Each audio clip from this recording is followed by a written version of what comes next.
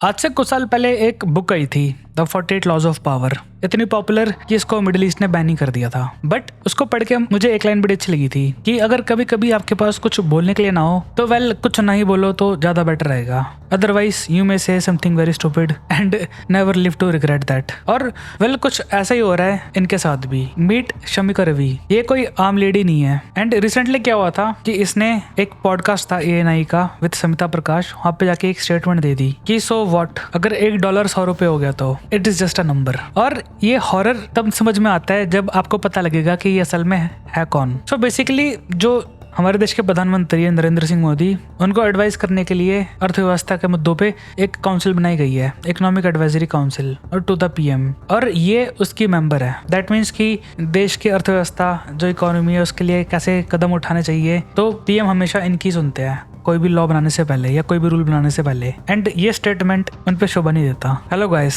I am Prince, और आज की वीडियो में हम डिकोड करेंगे इसी शॉकिंग स्टेटमेंट के बारे में। और ये थोड़ा अनकट और थोड़ा रॉ होने वाला है, जिसमें मोस्ट ऑफ द टाइम मेरे ही थॉट्स होंगे, but it is backed up by the experience and knowledge जो मैंने गेन की थी पिछले 15 सालों में सरकारी तैयारी करके, defence, civil services and even banking. And मैं आपको बताऊंगा कि ये स्टेटमेंट आपके लिए बहुत ज्यादा कंसर्निंग क्यों होने वाली है। So without wasting a time, let's start the video. So in the name of equality, पहले ये जान लेते हैं कि इनकी असल में स्टेटमेंट थी क्या, ताकि हम इसको मिस इंटरप्रिटेड या मिसजज ना कर पाए based upon the lack of evidence. तो आप सबको पता है कि रिसेंटली अमेरिका और ईरान के बीच में लड़ाई चली थी, एंड उसमें किसी का भी कोई हाथ नहीं था भारत के अंदर से कि हमने जाके अमेरिका को उकसाया हो। वन डे अचानक उन्होंने बहुत सारे बम गिरा दिए और ईरान के साथ लड़ाई स्टार्ट कर दी। एंड जिसका जो चेन रिएक्शन था वो नॉर्मल था, एंड सबको पता था कि जो स्ट्रेट ऑफ हॉर्मूज है वहां से जो भारत का तेल आता है वो आना बंद हो जाएगा। And it doesn't have to take genius कि जब तेल बंद हो जाएगा तो उससे क्या असर पड़ेगा, खासकर हमारे यहाँ की गरीब जनता और मिडिल क्लास लोगों के ऊपर। एंड इसी कारण जो पॉडकास्ट था ANI में, तो इनसे होस्ट के द्वारा ये सवाल पूछा जा रहा था इसी से रिलेटेड। तो उन्होंने अपनी सफाई में ये कहा कि ये एक प्रेशर कुकर वॉल्व की तरह है। दैट मीन्स कि जो मार्केट की जो डिमांड एंड सप्लाई, जो दो बहुत बड़ी फोर्सेज होती है, तो इनको लेट देम कम्पीट, इनको आपस में बैलेंस करने दो। अगर सरकार इसमें इंटरफेयर करेगी, आपने खुद कदम उठाएंगी, तो ना ही वो सक्सेसफुल हो पाएगा, एंड सेकेंडली उसमें बिलियंस ऑफ डॉलर्स खर्च हो जाएंगे, जिससे जो रियलिटी है वो चेंज नहीं हो सकती। And to some extent she was true, and that's it, that was the extent कि जहां तक सही थी। फिर उसके बाद जो ये स्टेटमेंट थी, जब ये वायरल होनी स्टार्ट होगी, तो आप कह लीजिए कि ये एक स्टूपिड स्टेटमेंट का सामना होता है रियलिटी से, कि असल में देश के अंदर चल क्या रहा है। सुनने में तो पॉडकास्ट में बैठ के बातें बोलनी अच्छी लगती है, एंड इसमें किसी की गलती भी नहीं है, आवाज भी बहुत अच्छी आ रही होती है, स्टूडियो वाले माइक होते हैं, एंड मोटिवेशन बहुत होती है कुछ भी बोल देने की। And I think may be ऐसी भावना में थोड़ा बह भी गई थी, बिकॉज ये स्टेटमेंट ना सिर्फ स्टूपिड थी बल्कि बहुत ज्यादा इंसेंसिटिव थी। भारत के अंदर जो ये डॉलर और ये रुपीज है, ये बहुत ही ज्यादा, आप ही कह लीजिए, एक बैगेज कैरी करता है आम पब्लिक के नजरों में। और जब ये फर्स्ट टाइम ट्रिपल डिजिट को टच करेगा कि $100 $1 होएगा, तो इसके कुछ साइकोलॉजिकल नहीं, इसके बहुत ज्यादा इमीडिएट फाइनेंशियल रिपरकशन होंगे, स्पेशली जनरल पब्लिक में। वीकर करेंसी भारत के पक्ष में it's not just a number, ये एक प्राइस टैग है। दैट मीन्स कि जब भारत कच्चा तेल इंपोर्ट करेगा तो उसको और ज्यादा डॉलर्स देने पड़ेंगे, एंड उससे क्या होगा, जो पेट्रोल और डीजल है उसके जो दाम है वो भी बढ़ जाएंगे। एंड गेस व्हाट, पूरे देश में जितना भी ट्रांसपोर्ट का पार्ट है 80% उनको ट्रक ही कैरी करते हैं हर इलाके में, एंड वो पानी से तो नहीं चलते, वो चलते हैं डीजल से। जो फॉरेन एजुकेशन है, जो ट्रैवल्स है, जो इलेक्ट्रॉनिक गुड्स है, जो भारत अभी प्रोड्यूस नहीं करता, इंपोर्ट ही कराता है, तो उनके भी दाम ऑटोमेटिकली बढ़ जाएंगे, क्योंकि जो दूसरे देश की कंट्रीज है वो मांगती है डॉलर, ना कि पैसा। एंड जैसे जैसे ये डॉलर और ये प्राइस का जो गैप है बहुत बढ़ता रहेगा, तो भारत के लिए दिक्कतें और भी ज्यादा होने वाली है, एंड चीजें महंगी हो जाएंगी। जो ये डॉलर और रुपीस का चल रहा है 83 से 90 से अब जस्ट 100, तो जो ये टॉप इकोनॉमिस्ट होते हैं, इनकी आंखों में तो ये एक जस्ट नंबर हो सकता है, बट जो एक आम आदमी है उसके नजरों में बहुत कुछ होता है। उसको अपना बजट डिसाइड करना पड़ता है, किचन का, अपने कमरे का, अपने घर के किराए का, अपने बच्चों की एजुकेशन का भी। एंड कल को ये खबर आ रही है कि जो पेट्रोल और डीजल के दाम है वो बढ़ने वाले हैं, तो ना उसके बाद जाने के लिए ऑफिस के लिए कुछ टाइम के बाद पैसे बचेंगे, बल्कि वो जो खाना, जो वेजिटेबल्स, मिल्क और जो ग्रोसरी का सामान है, वो भी इतने ज्यादा एक्सपेंसिव हो जाएंगे कि उसको अफोर्ड नहीं कर सकता, ना सिर्फ अपने बच्चों के लिए, खुद के लिए भी। सेकंड, जो मेरे को और भी ज्यादा स्टूपिड लगा इस चीज में, कि उन्होंने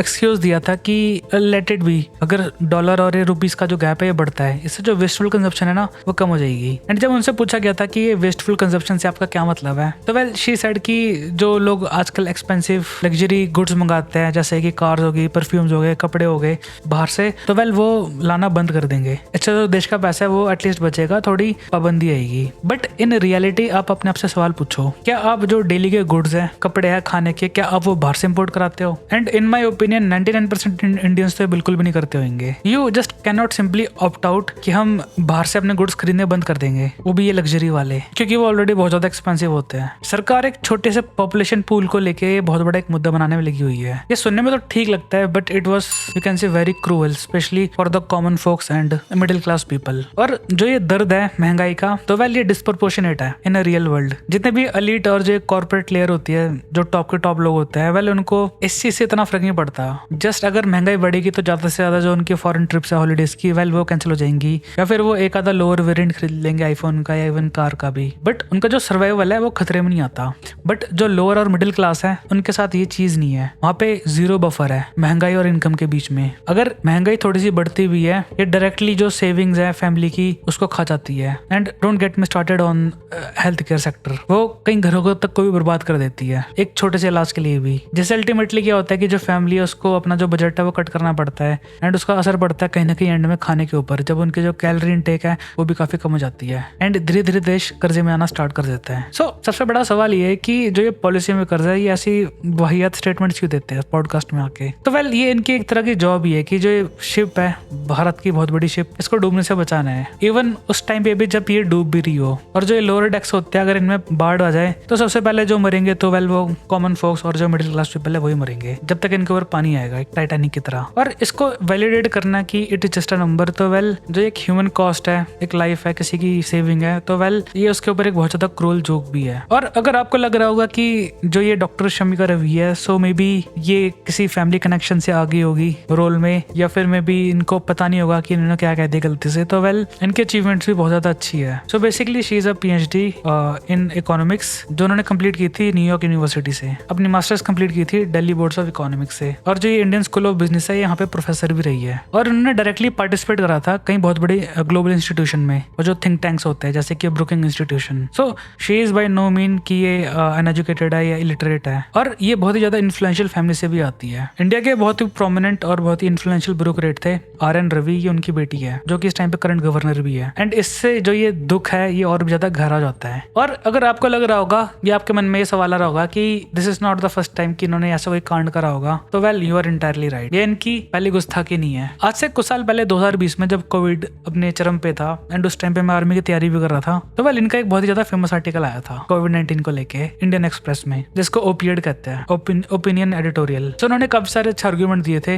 इस चीज को लेके, एंड तब ये सबकी नजरों में आई थी। फिर पोल खुलती है बाद में, जब पता लगता है कि इनके जितने भी आर्ग्यूमेंट्स थे, जितने भी ओपिनियंस थे, वो कॉपी करे हुए थे किसी और आदमी से, और वो कोई और नहीं था, वो बहुत ही ज्यादा फेमस इकोनॉमिस्ट था पॉल रोमर, जिसको बाद में नोबेल प्राइज भी मिला था in economics, if my memory is correct. उनके जो पेपर्स थे उन्होंने वहां से उठा के ओपिएड लिख दिया, एंड द वर्स्ट पार्ट उन्होंने उनको क्रेडिट भी नहीं दिया। जब हल्ला मचा, जब बात खुली निकल के, तो फर्स्ट टाइम क्या हुआ, जो इंडियन एक्सप्रेस थी, if not the first time, अपने इतिहास के काफी लंबे टाइम के बाद उन्होंने जो ओपिएड था वो वापस खींच लिया, एंड अपॉलॉजी भी इशू की थी। And let me tell you, किसी अखबार के लिए ये करना बहुत ज्यादा बड़ी बात होती है। इट इज इक्विवेलेंट कि देश का प्रधानमंत्री रिजाइन दे रहा हो। इससे ना सिर्फ उनकी क्रेडिबिलिटी बल्कि उनका जो ट्रस्ट है पब्लिक में वो काफी ज्यादा कम हो जाता है। और जो ये 100 रुपीज वाली स्टेटमेंट थी, ये एकलौती स्टेटमेंट नहीं थी। जब इनको थोड़ा प्रेशराइज करा गया था, तो वेल ये डबल डाउन होगी अपनी स्टेटमेंट को बचाने के लिए। एंड शी सेड कि जो ये कॉस्ट है इसको ऊपर जाना बहुत ज्यादा जरूरी है, क्योंकि there is a supply shock. और उन्होंने एक स्टेप और आगे गई और ये बोला कि सरकार जो ये स्टेप उठा रही है ना,